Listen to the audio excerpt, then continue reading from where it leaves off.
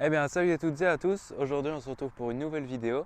Donc aujourd'hui, nous sommes samedi et demain, on va participer au Mediofondo Belgium, donc au lac de l'Odeur. Donc aujourd'hui, j'ai fait un petit déblocage et j'ai été chercher mon dossard.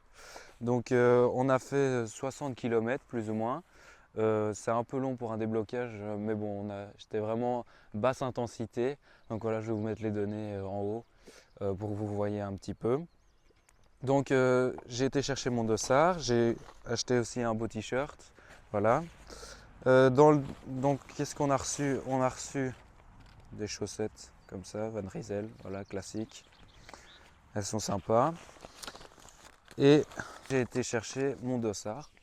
Donc pour demain, je serai le numéro 547. Voilà, donc ça c'est celui qu'on doit mettre sur notre derrière ici.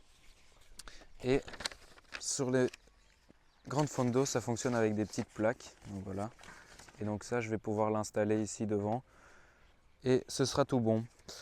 Donc demain, on part sur 110 km. Donc de base, c'était 140, mais ça a été réduit pour des problèmes d'organisation, je pense. J'en sais pas plus. Et donc 110 km et 1400 de dénivelé. Donc je vais partir avec deux bidons avec 25 grammes de glucides dedans. Et au niveau de la nutrition, donc je serai avec aussi donc, 50 grammes de glucides. Voilà, vous pouvez venir voir. Donc ici, là, j'ai deux gels comme ça de chez Decathlon. Un gel hydro pour qu'il, si jamais j'ai un coup de mou, pour qu'il puisse agir rapidement. Une petite pâte de fruits et un coup de fouet Oversteam. Et au cas où, vraiment, un nougat et encore un Oversteam. Donc je préfère franchement prendre beaucoup plus de nutrition, quitte à, si jamais j'en fais tomber un une fois ou que j'ai du mal à l'absorber, ben voilà. Et normalement au kilomètre 70, j'aurai un ravito donc, de ma famille, quelqu'un qui va me passer un bidon. Donc ce sera bien, comme ça j'aurai trois bidons sur toute la course, donc les 110 km. Donc ça devrait bien se passer, j'espère. On va essayer de batailler avec les premiers. Je suis dans le box numéro 1, départ à 7h55, donc le réveil va piquer. Mais bon, ça va être vraiment chouette, le parcours a l'air vraiment super beau. Donc voilà, j'ai rien d'autre de plus à dire. Allez, à demain et on croise les doigts pour faire une bonne course, hein. Voilà, réveil 6h. Il est 6h15, je viens de terminer d'enfiler mon dossard. Voilà, numéro 547. J'aurais plus qu'à le mettre sur mon vélo. Je vais manger ce que je mange d'habitude et puis ce sera parti. Donc directement, on va se retrouver donc sur cette ligne de départ à 7h55. Donc ça c'était la veille, mais c'était pour vous montrer un petit peu à quoi ça ressemblait. Donc je vous préviens, j'ai pas beaucoup de vidéos donc de la course vu que j'avais pas de caméra embarquée. Et filmer sur un parcours aussi grand, c'est assez compliqué. Donc voilà, là c'était au second ravitaillement, donc j'avais réussi à bien prendre mon bidon.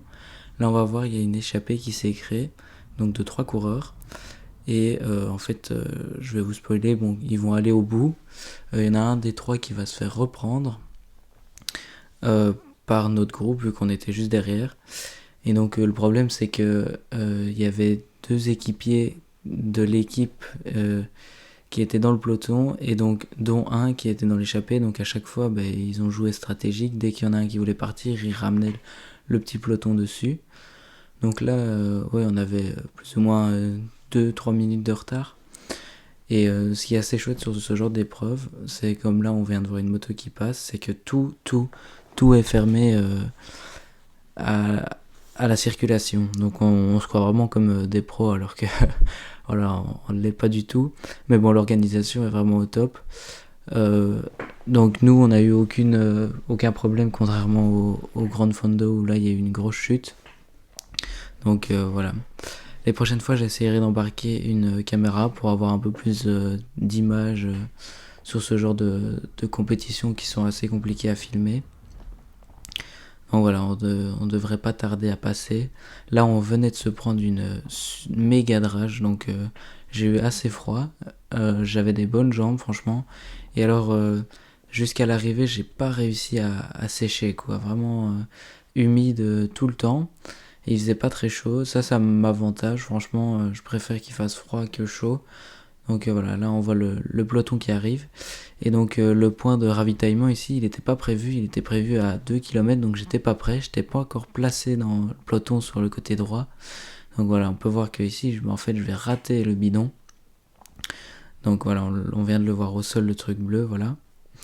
Et puis là, troisième point de ravitaillement pour essayer de tenter de prendre le bidon. On me voit qu'il sort et je rate encore le bidon. Mais bon, j'avais encore assez d'eau, encore assez de nutrition. Donc pas de souci pour ça. Je suis assez content donc de ce Grand Fondo. Voilà, c'est tout ce que j'ai comme vidéo. J'aurais bien aimé faire plus long, mais bon, j'ai pas pu. Ce sera pour l'année prochaine. Je réalise donc un top 10 sur une manche UCI, donc Medio Fondo, donc je me suis impressionné. Ça a roulé très très fort. Je vais vous mettre les stats, je sais plus de mémoire. 38 de moyenne, je crois. Et donc voilà, je vous laisse avec moi. Donc j'étais censé faire un débrief, mais je l'ai pas fait, j'ai oublié. Et donc voilà. Si cette vidéo vous a plu, n'hésitez pas à vous abonner, liker et sur ce, allez, à la prochaine. Voilà, je viens de terminer la course. Je vous fais un débriefing à la maison parce que là j'ai froid et il y a du vent et tout, donc je préfère ne pas tomber malade. Je vous fais un petit débriefing de course à l'arrivée, à la maison plutôt. Voilà, allez tout de suite.